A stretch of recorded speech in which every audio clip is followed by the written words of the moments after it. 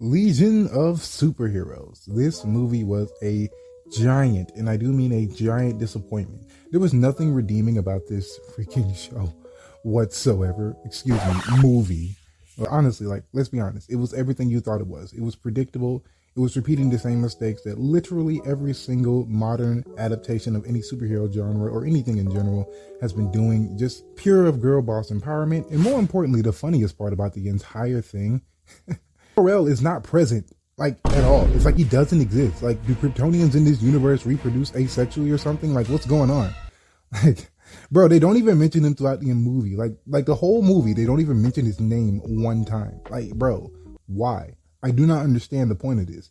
But let's get into the movie, right? So the movie starts off with, Kara just showing up her own mother, who is more experienced, pretty much a veteran when it comes to just anything physical, because, she's in the military guild or whatnot. We'll come to that later. For some reason, Kara, the young only child of hers, just so happens to outpace her. So already out the gate, she's automatically better than her older than her superiors, because of course she is. And then they have this little heart-to-heart moment, which was actually pretty decent and relatable to our current day and age. After all, around 80-something% of freaking households are headed by single mothers. So at least, we're keeping in tradition with our modern society and, desecrating masculinity as we see it.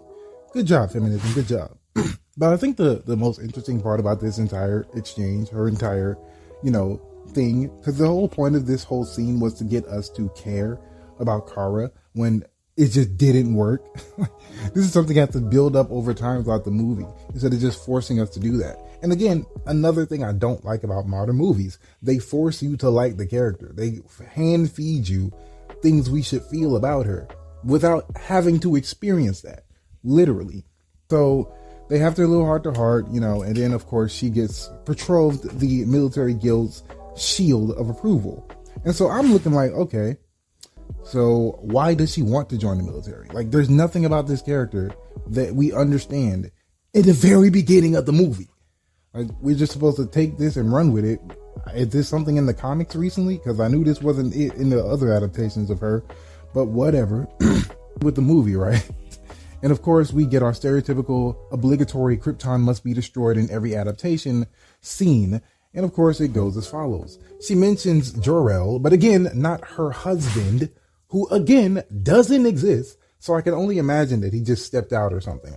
I'm assuming that he cheated on her with like a younger, hotter Kryptonian woman. I'm assuming, straight out of Kandor. Like I said, I can only assume, but I don't think I'm that far off with my assumption. So she gets off beaten trails, of course. So, timeline wise, she'll be younger than freaking Cal. So they do the thing, blah, blah, blah, speed up a little bit, fast forward. And of course we get our fish out of water tale, which makes no sense. The reason why the fish out of water thing doesn't make any sense, mainly because we get a little offhanded comment by Cal saying that, oh, she's been on the earth for like a little bit of over 6 months now. So this doesn't make any sense. You've been on this planet for 6 months and you still at awe at the primitive technology that you're witnessing. Like, what are we doing here, bro? Like, do the writers just think that like we won't like think about it too hard? And of course, Grundy is apparently attacking the city, even though in this universe, Grundy is painted more in a sympathetic light. But of course, he has male genitalia, so therefore he has to be a villain of the story, because of course he does. So they have their little fight scene, recently animated. I don't really hate how the fight choreography in the Tomorrowverse, so to speak, is done. I actually like their animation style. Art style, not so much. It's not really expressive, but that's just my opinion. So fast forward a bit, and it's giving the obligatory, I don't trust this random Kryptonian who does not care and is reckless, which is a very true statement. And we'll come back to that later. Of course we will. So we move on to, of course, she's getting trained by the Legion because she has to get a handle on her powers, understand right and wrong, blah, blah, blah. All the things that you come to expect from these type of movies. So, of course, we meet Mon-El in the introduction of the Legion, right? If you like Mon-El, you're going to hate this movie. We're going to get to that. So Mon-El is blatantly a fraud. Like, he's not even Mon-El. His name is fake. And of course, we get a bait and switch when it comes to Brainiac 5 and when it comes to Mon-El, because we all expect Brainiac 5 to be the villain, even though he wasn't really a villain in the comics. Like, he was borderline benevolent, even in Legion of Superheroes, the show. So I don't get this angle they're going with. Obviously, it's like an allegory for like profiling or whatnot, because of course it is. The writers only know how to tell one story. It's either about race or gender. So yeah, that's what we're going with now. So, of course, throughout the movie, Kara and Brainiac start falling in love with each other. It's a pretty whatever plot, I guess, or a little plot thread that was just a part of the story for some reason. So yeah, that happened. And of course, the Dark Circle, which we have heard nothing about throughout the entirety of the Tomorrowverse. I know, I've watched these movies in chronological order, and so this is just irritating to me because it doesn't make any sense. You bring up the freaking Dark Circle that, again, no one heard about. No one mentioned the Dark Circle in the entirety of these movies, but for some reason we're supposed to be led to believe that these people have always been a thing, they've always been around. I don't know if they're in the post-credit scenes or not, but because I don't watch these post-credit scenes. But yeah, I honestly don't understand what's the point of making every single white male in these movies the freaking villain, or at least in the recent ones. Like, they did the jump with Green Lantern.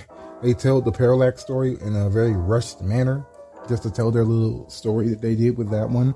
They're doing it now in this one, and I'm pretty sure they did it in the past one. I just can't remember because, honestly, these movies are more or less forgettable. Honestly, it really is. So, yeah. And of course, the big villain is Brainiac, the original Brainiac, not Brainiac 5. There's a very clear distinction.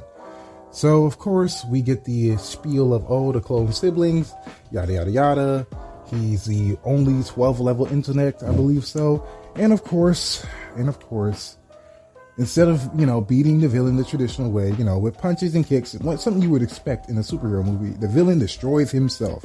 And I'm pretty sure there's a metaphor there, but I honestly don't care enough to think about it. I just don't care. I genuinely don't. And also, remember when I said we'll come back to her ideals and the whole military guild?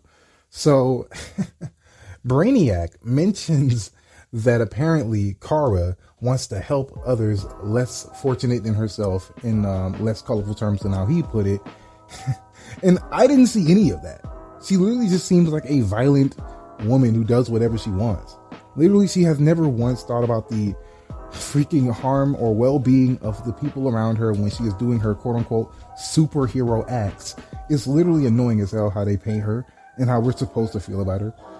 Like, bro, I kid you not. Literally, in the freaking beginning of this movie, she's talking about some, oh, I am in awe at the wonderful, powerful, brave, and determined person you are. And I'm like, bro, stop. I get it. You're forcing me to like this character. I'm supposed to feel these things, but I just don't. And to end off this video, right? You know what's more insulting, at least to me, when it comes to these type of stories when it involves a female protagonist? They never force us to like the male characters. Either we do or we don't. It's like a natural thing. But I feel like it's even more patronizing, at least for me. I don't want to speak for the women here, but fuck it, I'm gonna do it.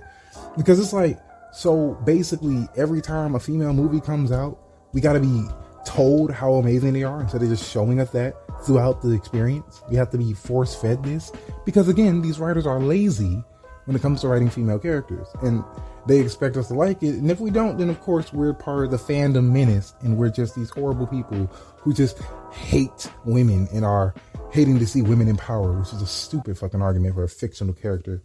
So yeah, at the end of the day, that was my freaking review on Legion of Superheroes, this freaking low tier, bottom of the barrel, barely mediocre movie.